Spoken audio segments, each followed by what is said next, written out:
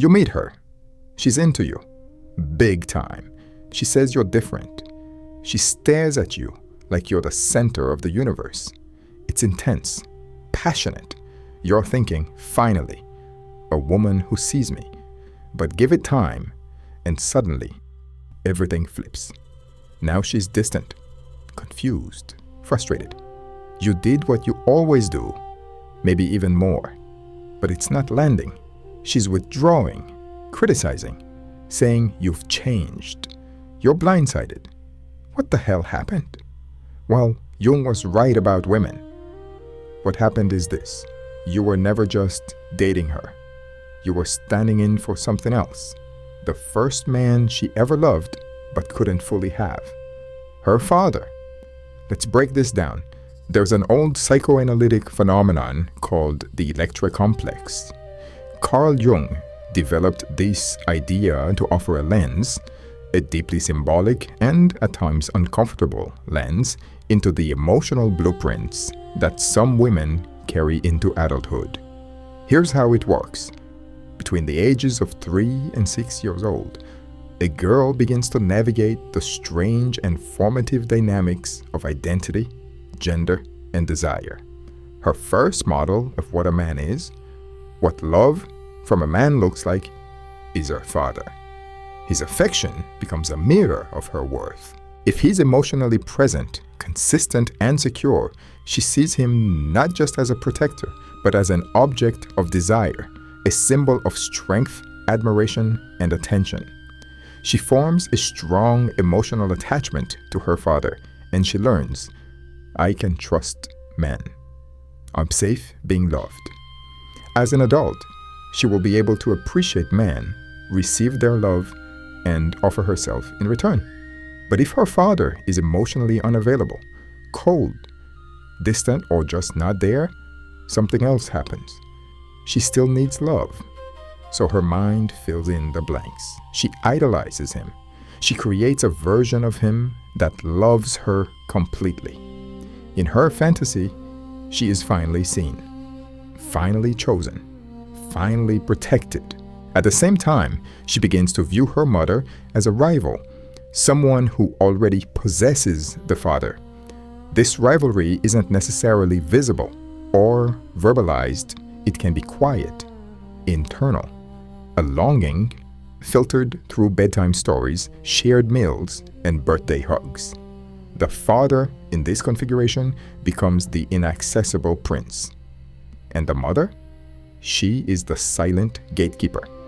But here's the critical part. The girl doesn't win. She doesn't get the father. She must eventually abandon this fantasy and identify with the mother, learning to accept her role as a daughter, not a romantic partner. This emotional surrender is necessary for healthy development. But the problem is, if the Electra complex was never resolved, she never surrendered. As a young adult, still unconsciously reaching for the father figure, she may find herself drawn to men who resemble him, either emotionally, physically, or in terms of power dynamics. These are men who seem distant, composed, perhaps even stoic. Men who exude authority but withhold emotional availability. They trigger something in her, not just attraction, but recognition. He is familiar. He is symbolic. He reminds her of the first man she ever loved but couldn't fully have. This isn't vanity. It's not immaturity. It's an unconscious script written long ago during formative years when a girl learned that love came with longing, not fulfillment. But the idealization doesn't always stay ideal. Sooner or later, it breaks. So she chases him, not necessarily in obvious ways, but emotionally, through patience, devotion, or emotional labor. She may tolerate coldness, rationalize distance, or believe that if she's just good enough, he'll eventually open up. He rarely does. And the result? Romantic frustration. Deep, aching disappointment that feels larger than the relationship itself. Because it's not just about the man she's with, it's about the man she once loved and lost. before she even knew what love was. Sometimes this pattern manifests as a repeated attraction to unavailable men. Other times, it appears as self-sabotage in healthy relationships. When a man is emotionally present, when he listens, shares, and supports, she may feel bored, confused, or even repelled. When she meets you and you have just enough of the traits she projected onto that original fantasy, her brain lights up. She thinks she's finally found the one. But slow down, old sport. She's not falling in love with you. She's falling in love with the possibility that you might become the fantasy she's been carrying since childhood. So she idealizes you, obsessively, fast, hard. You become the emotional replacement for the man who let her down. And for a while, it's intoxicating. For both of you, she worships you, craves you, feeds your ego. But then, reality hits. You do something human. You show flaws. You set a boundary. You miss a cue. You say no. And that's when the fantasy collapses. Because deep down, she's not prepared for real intimacy. She didn't learn what healthy, mutual love looks like. In her mind, reciprocity feels unfamiliar, unearned, undeserved, and even suspicious. She was taught that love comes with struggle, not ease. She learned how to chase unavailable love, how to yearn for it, work for it, bleed for it. So when you stop giving her the emotional high that came from projection, she crashes. And she blames you, not for what you did, but for not being the man she fabricated in her mind. That's where the frustration begins, the disappointment, the emotional chaos. She will say things like, "You've changed," or "I don't think you understand me." Translation: "You're not giving me what the fantasy version of you was supposed to." So you try harder. You explain yourself. You become more emotionally available, more patient, more forgiving. But nothing works, because no matter how good of a man you are, you will never be enough for someone trying to rewrite their childhood through you. You are not her therapist. You are not her father. And you are not the man she built in her head. You're just you. And in a healthy relationship, that would be enough. But if she's still chasing the emotional ghost of her father, you'll always be either too much or not enough. Never just right. Now here's where men get trapped. We think we are the superhero who can save her. We think if we love her well enough, prove our worth, stay patient, she'll finally see us for who we are. No, she won't. Unless she does the internal work to separate her past from her present, no man will ever satisfy her. Not you, not the next guy, not the millionaire with abs and a yacht. Because Jung was right about women. This isn't about love. It's about unfinished business. So what do? You pay attention. If she idolizes you quickly, that's not passion. That's projection. If she talks about how all men have disappointed her, believe her. You'll be next. If she constantly shifts between pulling you close and pushing you away, you're in the middle of a pattern that predates you.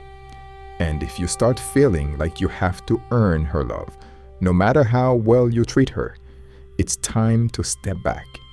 Because healthy women don't need you to perform emotional gymnastics. They don't love you because you fix them.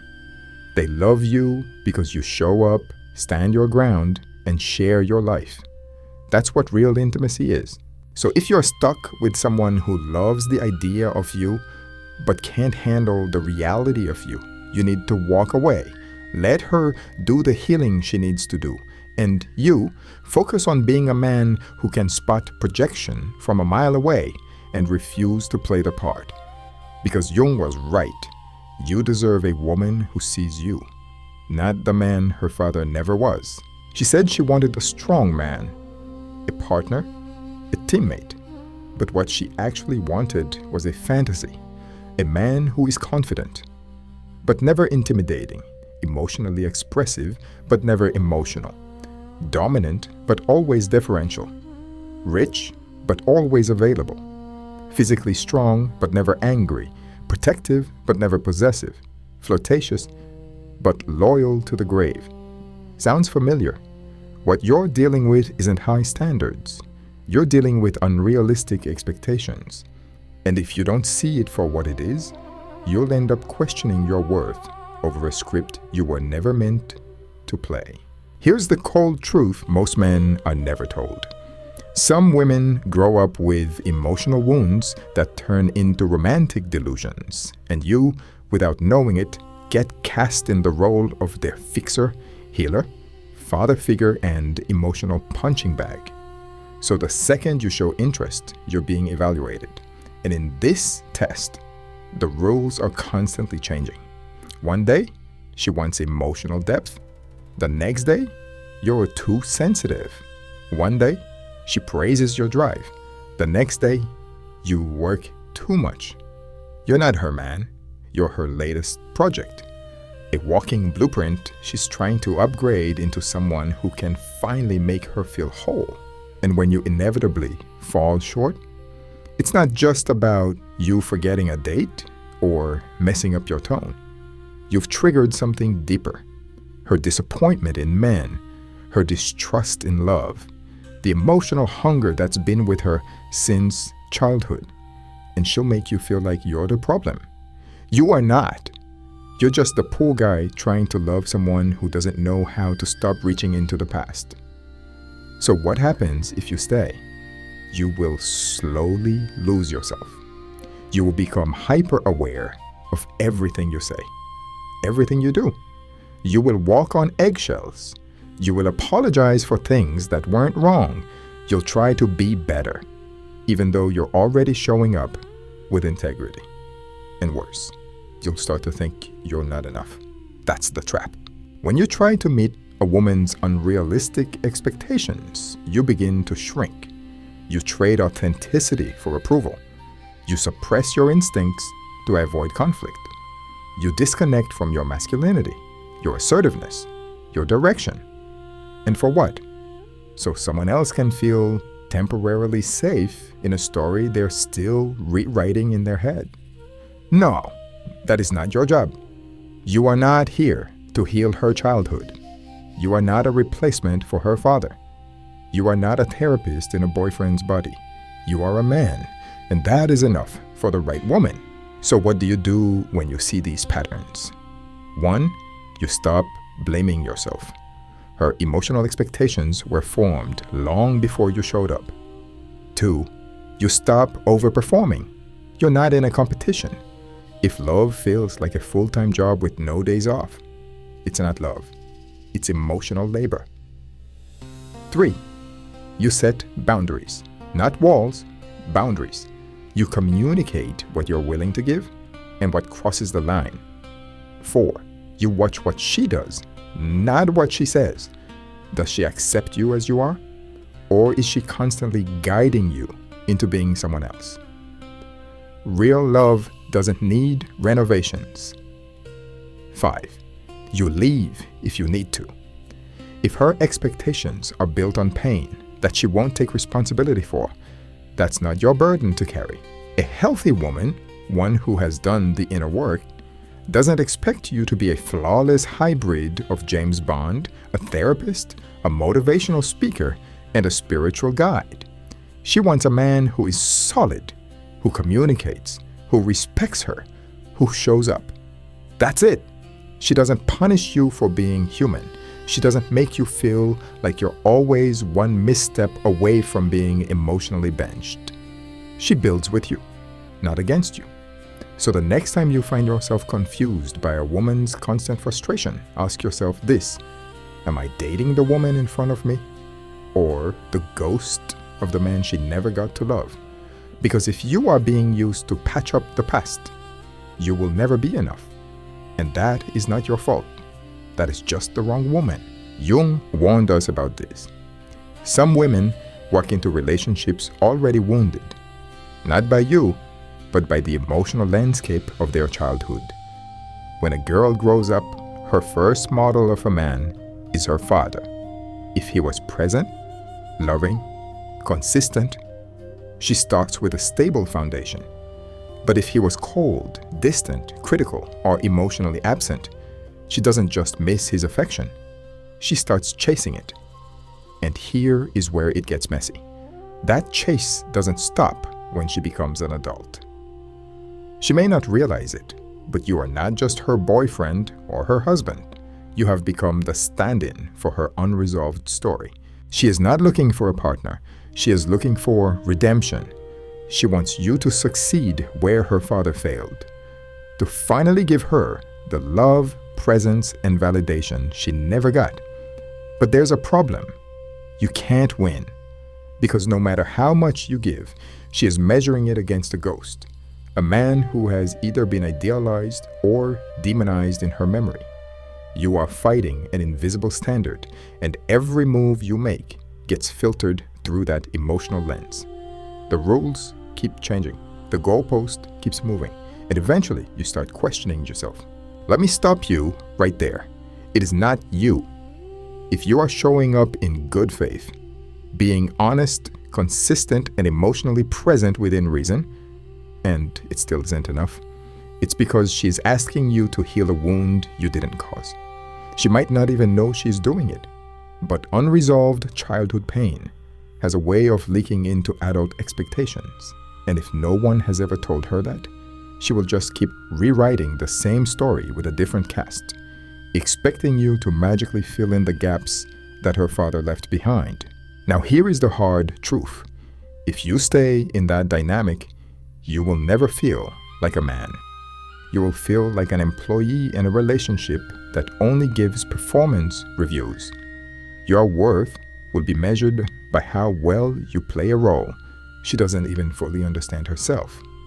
Healthy relationships are built on reciprocity, not projection. If you are stuck in a loop where nothing you do feels right, you are not in a relationship.